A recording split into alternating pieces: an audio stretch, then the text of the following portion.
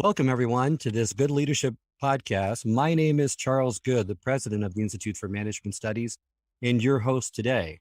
This podcast is designed to provide you with actionable insights and strategies that you can apply from discussing the research of esteemed leadership experts and practitioners to take your leadership to the next level. My goal is that what we've discussed today will be immediately actionable and useful to you.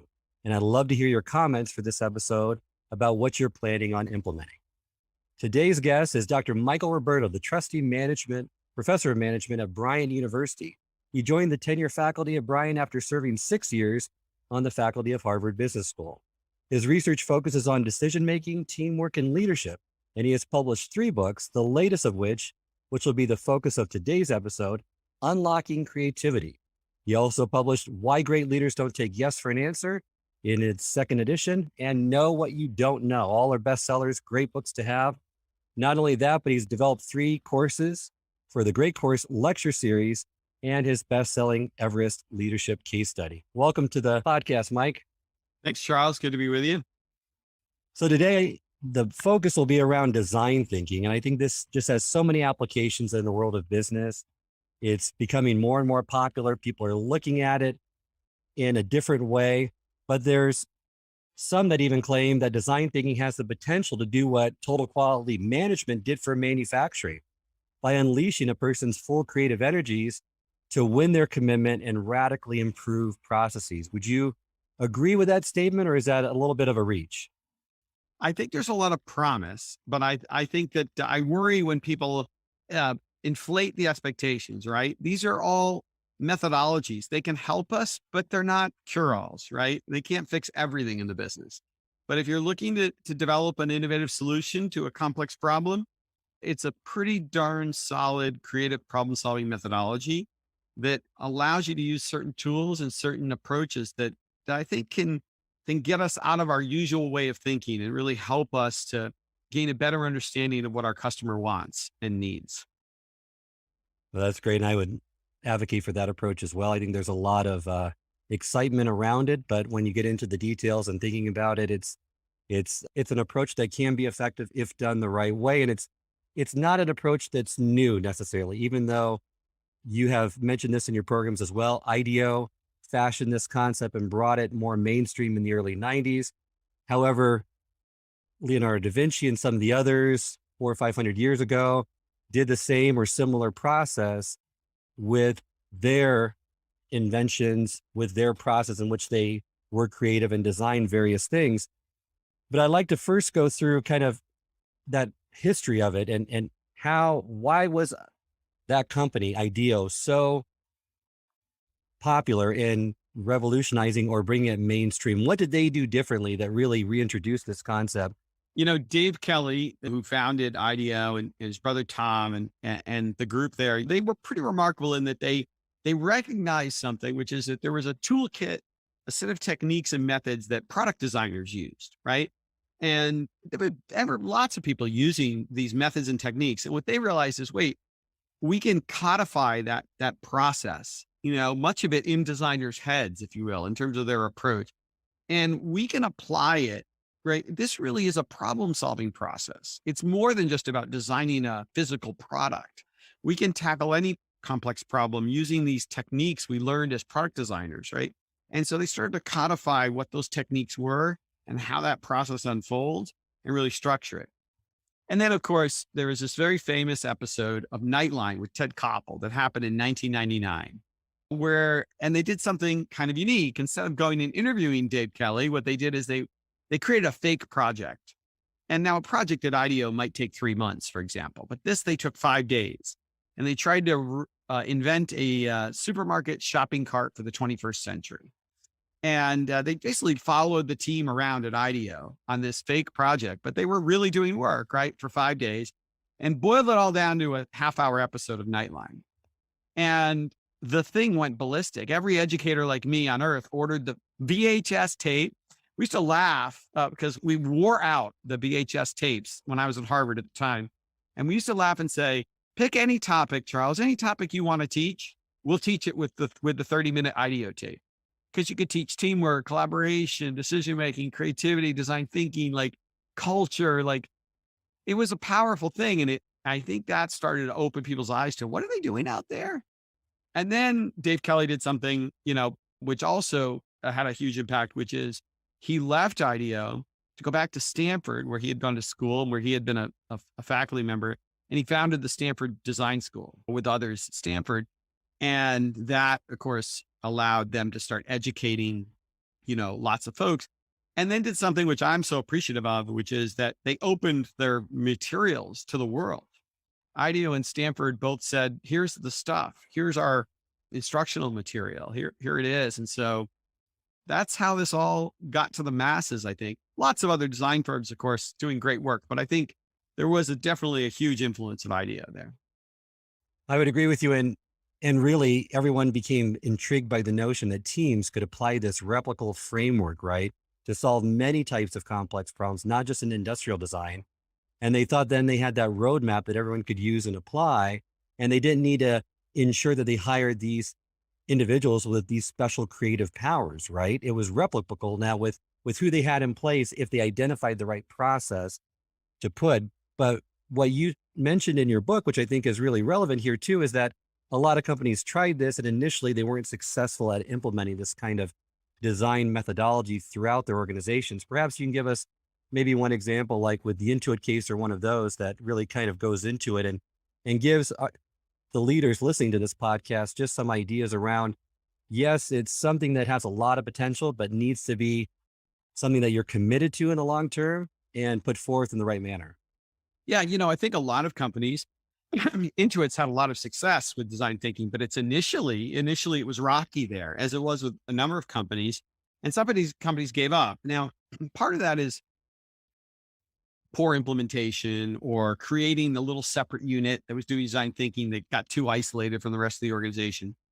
But I think a lot of people blamed things like, well, our culture, you rejected it, or we didn't have the right people to execute it. Or like what I found is actually what ended up happening in a lot of companies is they applied the same sort of linear mindset to design thinking that they did to their typical sort of strategic planning process. Think about the way we do strategic planning. We do research, we do analysis, we develop projections, we build a plan, then we go out and execute the plan. It's a very linear process, and we go through it every 3 years or so, whatever it is in our company.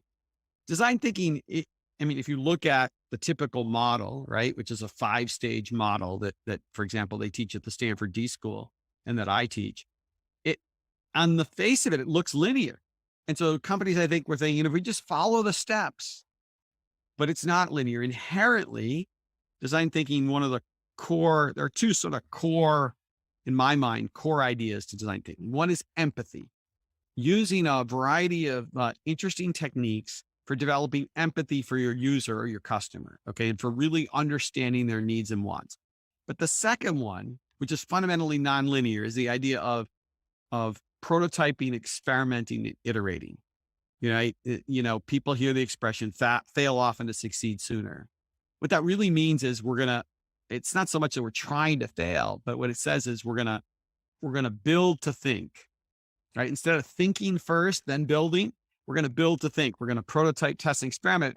And that's fundamentally nonlinear, because what that means is, Charles, you're going to try something, you're going to give it to the user, they're going to give you some feedback. You might have to go back and do more research, then come back and brainstorm again, then go try it again. And companies are like, whoa, this is not the way we operate, right? We operate with a perfect plan and a perfect process that we then go execute.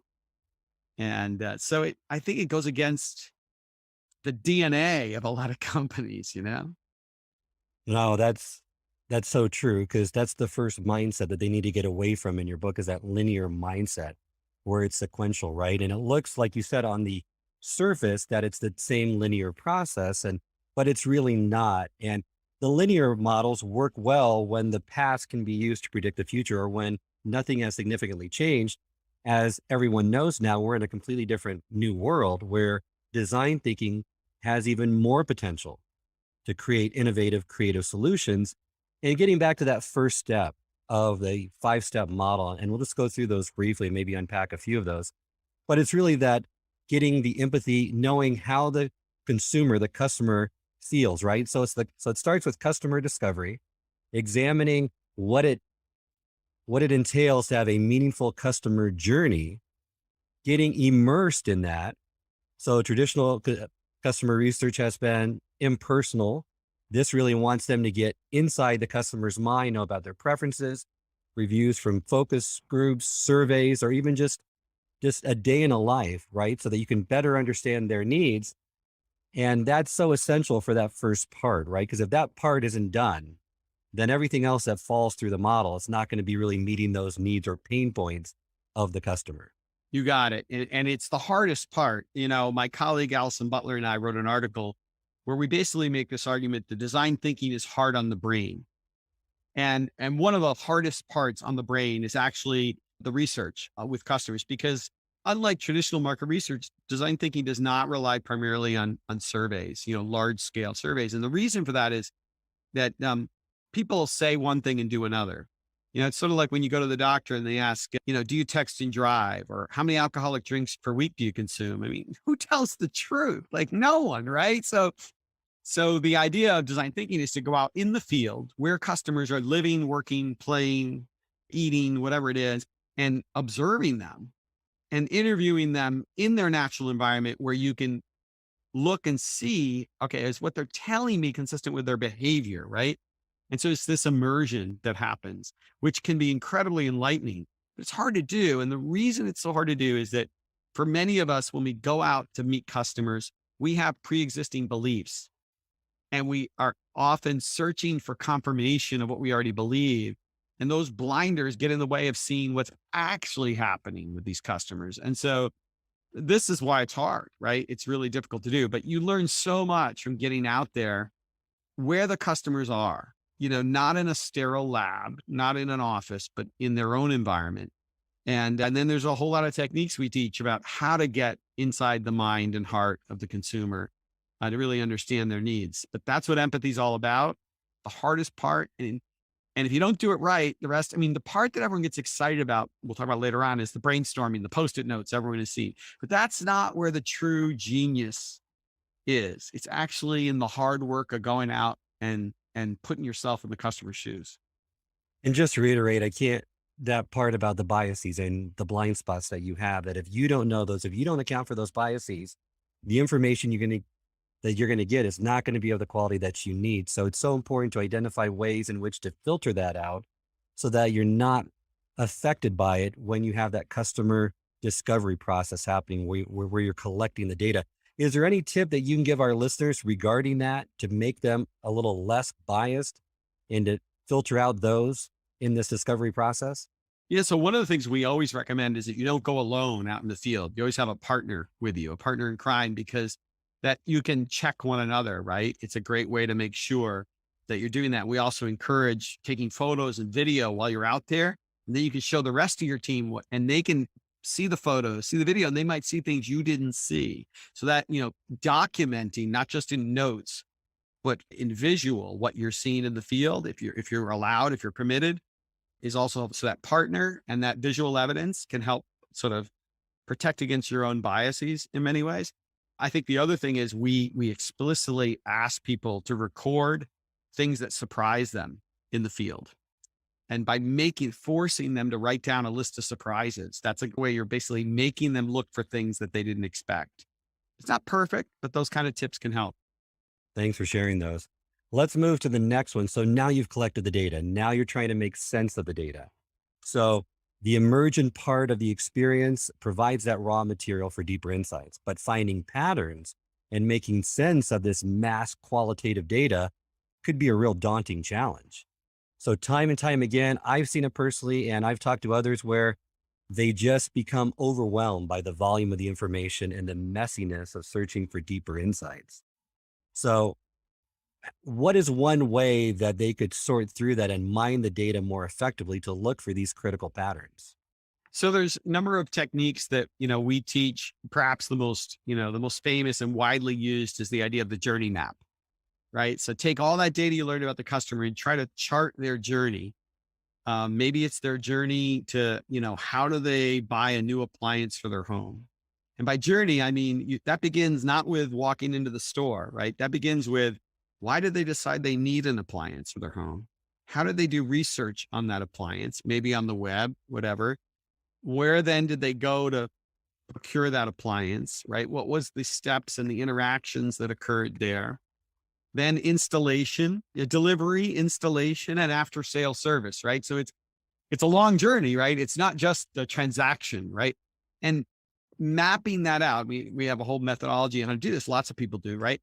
You get incredible insights because one of the things you'll see in journey mapping is, and I like to do this, I love this technique, is as you map out the journey, you map sort of the emotional journey of the customer using just emoticons. Are they happy? Are they sad? Right? And along the way. Great idea. Right. And you can see what we call the pain points, right? Oh, that's where Charles is really frustrated, Right. because he doesn't understand, they're trying to upsell him and he can't tell the difference between the features on these refrigerators, right? I mean, yeah, in TVs, they call it what they call the blue wall of death. All these Right. people, they're trying to tell you that you should pay $1,000 more. They all look the same, right? Like what's Right. going on? So the journey map is one. I mean, it's not the only one, but that's a really good way of sort of structuring your data. And it identifies those pain points, right? Which is where you need to focus. Pain points. The other thing we ask people to look for is workarounds. So a workaround is sort of a makeshift solution by the customer. The example is tennis balls on the bottom of a walker for an elderly person, right? That's a makeshift solution that we've all done. I'm doing it for my mom right now. I put tennis balls on the bottom of her walker. And workarounds are great because that's the customer screaming at you going, your product stinks. I had to fix it myself. Like, come on, what are you doing? Like, and I love those, right? Look for those. I tell people, look for those. That's the customer telling you, the Dunkin' Donuts iced coffee inside the styrofoam warm cup, terrible for the environment. But the poor customer's got this terrible iced coffee cup that's condensation everywhere, melting on a warm day. And so they solve the problem themselves because the cup is faulty. And these are the two critical first stages. I mean, the step 1 and step 2, and that many people don't realize that are critical, that are needed, perhaps the most important to get the process started in the right direction. Because now in the third step, this is the step that everyone associates with design thinking that they love and they like to just jump into without taking those necessary first 2 steps, right? And that's basically, it's in this stage 3 that design thinkers engage in idea generation using brainstorming and other techniques. And you mentioned in the book, it's kind of Linus Pauling's philosophy that the best way to have a good idea is to have lots of them.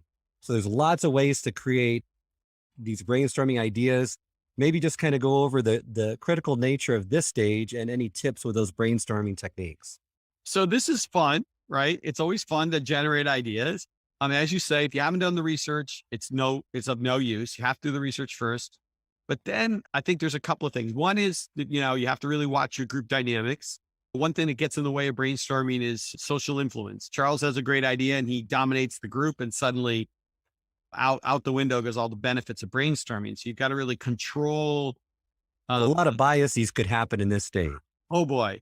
The other thing is, and this is, I think, something that has not gotten enough attention is, okay, so you've got 50 ideas up on the wall.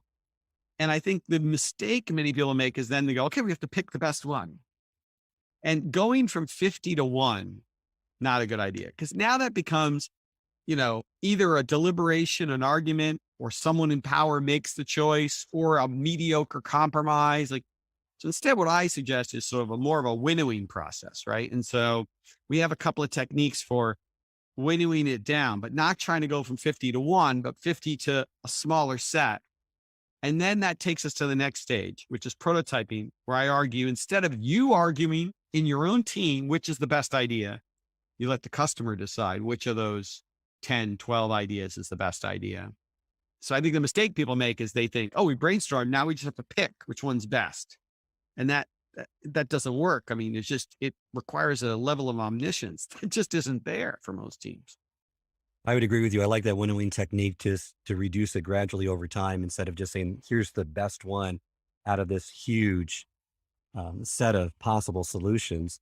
So then we got Charles. Sorry, I advocate, and this is something I learned from the folks at Google. Actually, I advocate keeping some sort of low-hanging fruit alive, meaning easy, quick win ideas, and then of course also keeping some ideas alive that are moonshots. Right. So Like that's the other thing. It's not just about best idea. There are different kinds of ideas, right? There's the quick hitter win. There's the more strategic idea. I've learned some methodologies around how to do that, how to keep a few different kinds of ideas alive, because I think that's important. You don't only want low hanging fruit, but it's nice to have one or two because you get a nice win. It makes people feel good, right? No, I would agree with you. And you want both categories. I mean, as you mentioned in some of the case studies and that you published, as well as in the benchmarking mindset, it's if you only look after the low hanging fruit, those that just have the incremental changes, you're not really looking at any disruptive changes. And you provide a great case study that you've done in the past about Planet Fitness, among many others, and Trader Joe's.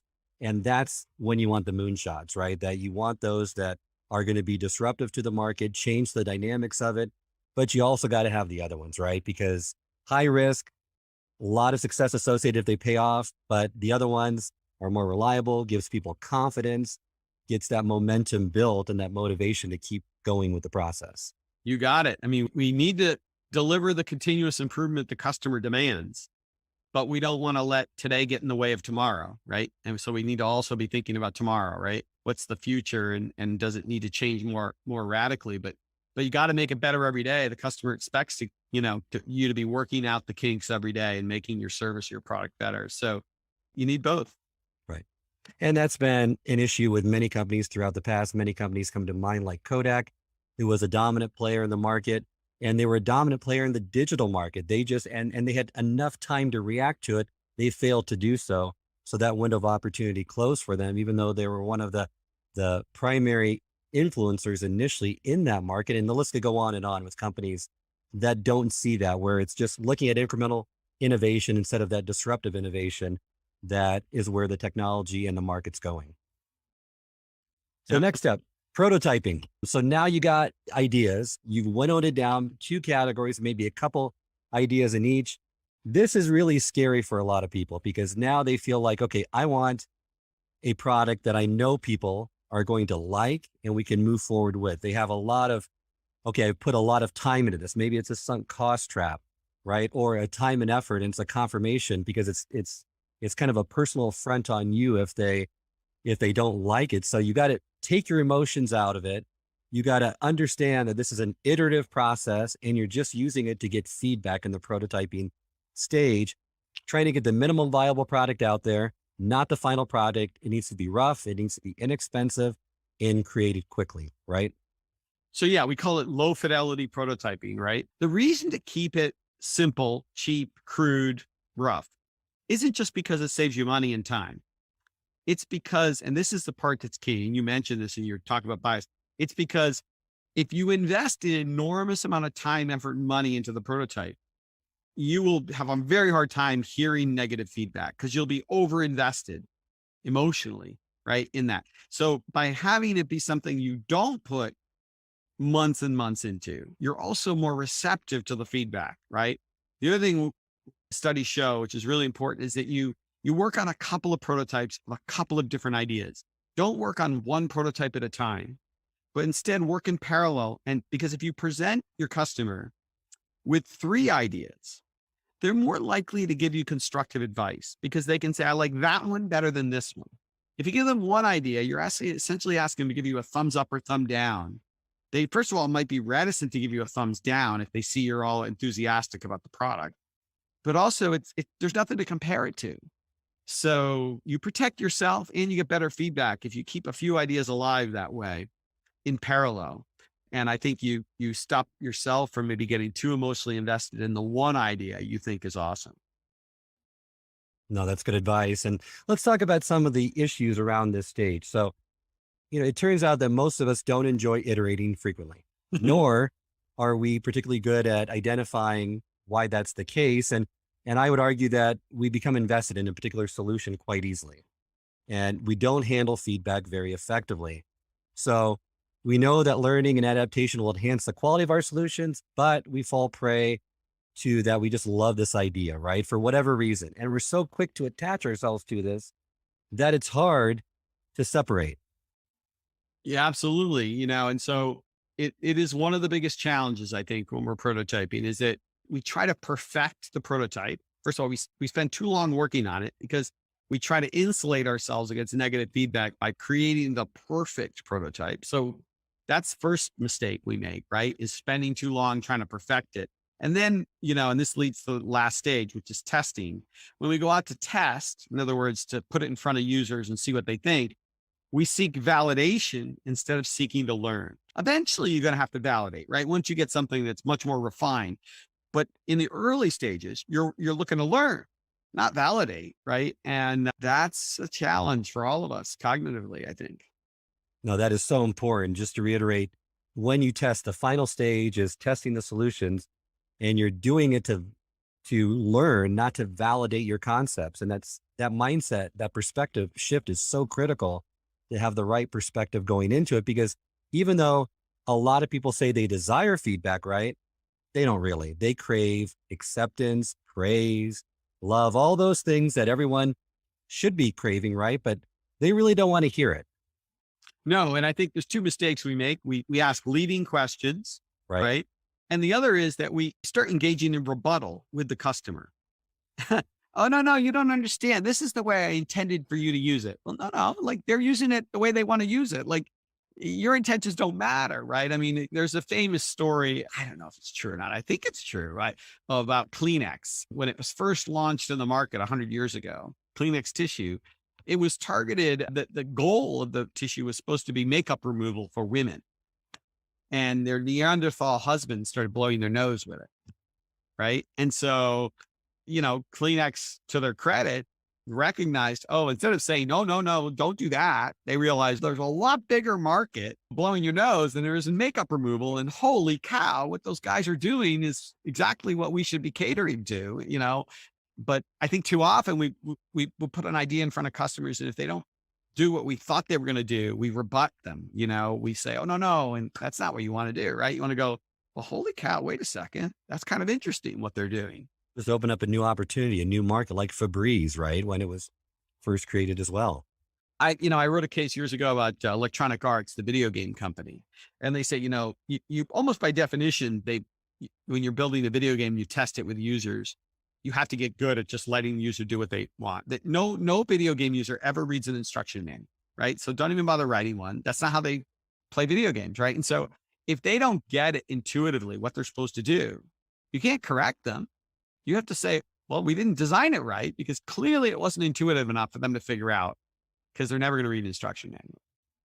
That's a great point to really drive that point home. So what happens if users then raise serious questions about the viability? So they haven't discovered a new use for it. They haven't opened up a market, but they really don't think it's viable or feasible. Many organizations, I find, right, they just plow ahead, sunk cost trap, right? They pour good money after bad money, and they just continue down that road that they're already committed to. But why do they do that? Is it something related to cognitive dissonance, like you say in your book, or are there other issues associated? And how can we get them out of that mindset? Some of it is cognitive bias, that we're so invested, but there's an organizational element too, right? Which is that, there are certain organizational cultures where cutting your losses is just frowned upon. You're viewed as a failure if you abandon an idea. And so there is a cultural element, a leadership element. If you're leading a team, you have to make it okay for someone to say, okay, we got really negative feedback. We have to scrap this idea. So that social pressure in some organizational cultures is such that people look at it as career suicide to stop a project or to scrap an idea. So we have to fix that, because it isn't just an issue of personal bias, right? It is also an issue of the organization and the culture, the leadership we're in, that causes us to do that. I think the other thing is sometimes what we do is we try to tweak it, thinking I can tweak my way out of this. When in fact, we have to confront the reality that there's probably no tweak in this. This idea just isn't resonating. I will say one thing about this, which is that sometimes you have to make sure that, you might be targeting the wrong customer. So you might be interviewing or testing with a customer and they don't really love the idea, but there might be a customer out there, a segment that this is correct for. So being clear on who you're trying to serve is a really important question. I think sometimes leads us astray, right? Go back to the original Netflix service, right? I think, very brilliantly, they understood that their target customer in the beginning was not the 40-year-old suburban mom driving the minivan. It was the 19-year-old male living in his mother's basement, right? I mean, so the service looked kind of crappy to the 40-year-old suburban mom. It didn't really serve her needs in the beginning. It looked awesome to the 19-year-old computer geek.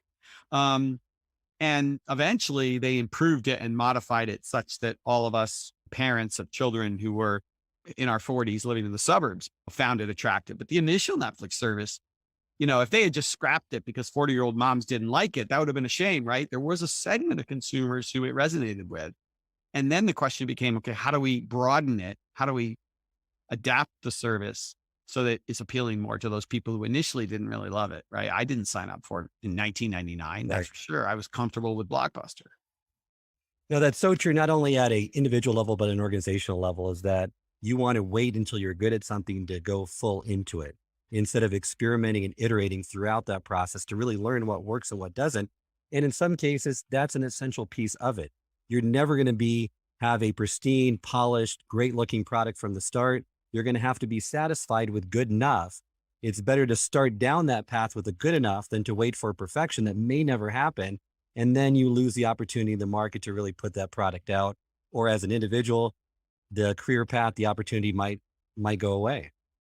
Yeah, and you've got to find safe ways to test, right? So if you're a retailer, you're not going to test something by putting it in all your stores. You're going to test it in a few stores, so it's safe, lower risk. Or, if you're testing out a new product, you might have a set of consumers who you work with who are willing to test things out privately without you putting it out on the market, because you don't want to tarnish your brand if you're a large company, right? So you do have to be careful about how you test, and that you don't damage your existing reputation by putting a shoddy product out there. But I think another big issue with the design thinking process that many people have struggled with is their inability to learn from their mistakes through an iterative process. Getting back to feedback, right? Yeah. When most people examine other people's failures, they state, okay, it's because of them. Something that happened, they don't have the expertise, they don't have the experience. But when we turn that on ourselves, we fail to look in the mirror. We attribute it to environmental factors. So we don't make the necessary changes we need to do to get better because we're not able to confront that in ourselves. Yeah, psychologists call it the fundamental attribution error, right? When I fail, it's, when you fail, Charles, it's because you had a flaw inside of you. When I fail, it's because outside circumstances that I couldn't control, shape my behavior. So yes, this is really key to recognize that, if we put something out there, it doesn't work. We can't just jump to the conclusion that, well, the market conditions were unfavorable or the customer behavior was the problem here. No, we have to be willing to look in the mirror much harder, I think. Likewise, when other companies succeed, don't let ourselves attribute it to just good fortune. We have to say, well, maybe they're doing some things better than we are. We have to learn from. Are there any ways to separate that out or tips, tools, strategies that we can use to make sure that we're balancing it out so that we don't fall prey to this bias? Well, I think, one of the things here is this is where it's really important to be able to have a great team that's working on this, right? And, I just think that, a lot of these challenges, a lot of the biases we run into can be counteracted by virtue of the people around us, right? That none of us is as smart as all of us, hopefully, right? If we get the right thinking going on there. I think the other thing, though, is you have to be able to call it out when you say, okay, we're blaming this on external factors. Let's park those over there for a sec. It might be that their shape, that's part of this, right? Look how many people have blamed COVID for all sorts of problems their products and services are having in the market. And maybe that's true, right? But maybe there's a whole lot of other factors that are causing your business to falter that don't have to do with the pandemic. So I think the ability to sort of park that and say, okay, now let's look and see, what else might be causing this besides that. So that kind of counterfactual is really important. No, I would agree with that. So before we close today, I'd love to just go through an example, a challenge that you mentioned in your book, the Marshmallow Challenge, that really drives this point home of fixed linear thinking and versus design thinking and the effectiveness of two approaches. Now, the challenge is described as teams must construct a tall freestanding tower with 20 strands of spaghetti, a small amount of masking tape, a string, and a single marshmallow. And this experiment was performed with architects, engineers, business school graduates, and elementary age children, among other groups. But I want to focus kind of on those groups. particularly the business school graduates, the MBAs, and the children, for you to kind of unpack each one of their approaches and why one was more effective than the other. Right. So Tom Wojcik has a wonderful TED talk about this. He didn't create the Marshmallow Challenge. It was, I believe, created by Peter Stillman back when he was at IDEO. He's since long ago left. But Tom talks about running this with different kinds of people. And he shows some data that says that business school students and graduates underperform the elementary school kids by a significant margin. And the question is why? And well, he argues that the business school students are really linear thinkers, right? So they spend a lot of time trying to come up with the perfect architectural sketch of what their spaghetti tower is going to look like. And then they argue over what the right structure is. And now the time is ticking because this is a timed exercise. And finally, they start building, but now they're under a real time crunch. And very late in the game, they pick up the marshmallow and put it on top. And oh, by the way, they usually assume a marshmallow is light. And it turns out, that you have to have a pretty strong structure to hold the marshmallow, stronger than you think, right? It is light, but it's not that light, right? So on the other hand, what do the kids do, right? They naturally almost always pick up the marshmallow right away. They start playing with it. They start playing with the materials. They don't sit there and draw a perfect diagram, right? And so they are naturally prototyping their test. Prototyping, right? You got it. And it's so powerful that they do that and they do better as a result. That's a great way just to show that design thinking approach, how effective it can be, and the fixed or limited linear thinking mindset that most organizations fall into. Now, the last thing is really in your book, you go over 5 or 6 big mindsets that really, you identify 6 organizational mindsets that must be transformed for people to fulfill their creative potential. We've kind of talked about the linear mindset, just like to briefly go into one of the other ones, the benchmarking mindset. Yeah. Because many firms fall prey to this, where they study their competitors so closely that by doing so, they get fixed in that same process and they can't really adopt a new, novel, creative strategy, but they copycat. And you have a case study on this. You also put it in the book about what Planet Fitness did that caused them to break away from that mold. Yeah, I'm not arguing against benchmarking, by the way. I think we have to, keep apprised of what our competitors are doing. But the natural tendency of a lot of firms is to imitate rather than innovate, right? They copy rather than saying, wait, what can we learn from our competitors, right? Or even more importantly, learn from people outside of our industry too, and then adapt it to what we're doing, right? As opposed to simply copying.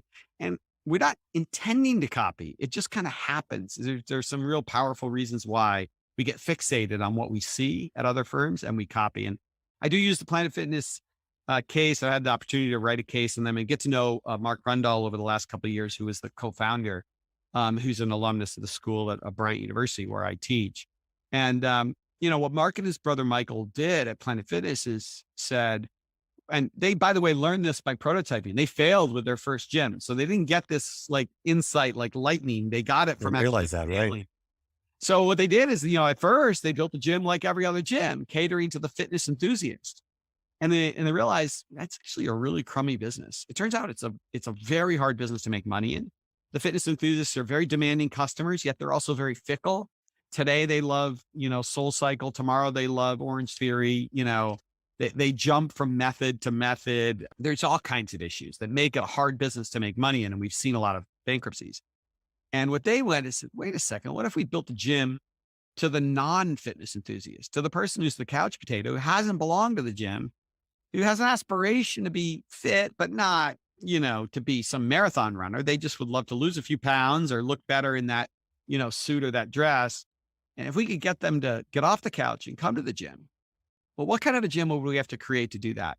And in many ways, it's the anti-gym, right? And so they poke fun at the bodybuilder with those great commercials, like I lift things up and put them down. And they created this place that if you go online in the blogs, the fitness enthusiasts tear it apart and decry it as like the end of the world. It's like the apocalypse that Planet Fitness is out there. Planet Fitness revels in that and says, it's okay. We're for the normal person, right? We're the judgment-free zone. So the great example of like, they learned from other gyms, but they didn't try to copy them. And they used the design thinking process. They iterated, they experimented. Their first experiment in that space was a failure, but they learned and adapted and sought a novel solution, which is really what design thinking is all about. It's that human-centered approach to innovation, anchored in understanding the customer's needs, the rapid prototyping and generating the creative ideas that's going to hopefully transform the way you develop your product or service. You got it. I mean, that's ultimately the idea, is that empathy and experimentation, right? Those two twin pillars of design thinking. Well, thank you, Mike, for a great episode today. I always like to end each episode just with a call to action to our listeners. And if you could identify for them what maybe is one or two things they could do to get more design thinking focused, either in their approach individually as a team, or if they're high enough in their organization, looking at it more from an organizational level. Get out of your office or out of your home office and get out into the world. I know we've been battling the pandemic, but there's only so much you can learn over Zoom. Get out there and see where your customers are and what they're doing. If we all did that, I think we'd learn a lot, and we'd get a lot of insight that we're not going to get just staring at a computer screen or sitting in our office. We have to get out there somehow. Wonderful advice. Mike, remind our listeners how they can get in contact with you. Sure. So ProfessorMichaelRoberto.com is my website, and that's probably the best way. They can reach me through there, and they can check out videos and other material that I put together, and learn more about some of the case studies that I've done in a variety of industries. Wonderful. Well, thank you for joining me today, Mike. It's always a pleasure, and I look forward to seeing you hopefully in an upcoming IMS program, as well as maybe in a future podcast. Thanks, Charles. Great to be with you today. This concludes this episode of the Good Leadership Podcast. You can send us your feedback at info@ims-online.com. If you'd like to subscribe, this podcast can be found both on Apple and Spotify, and can also be accessed on the Institute for Management Studies website at ims-online.com. And until next time, remember, it's not what you know, but what you do consistently that makes a difference.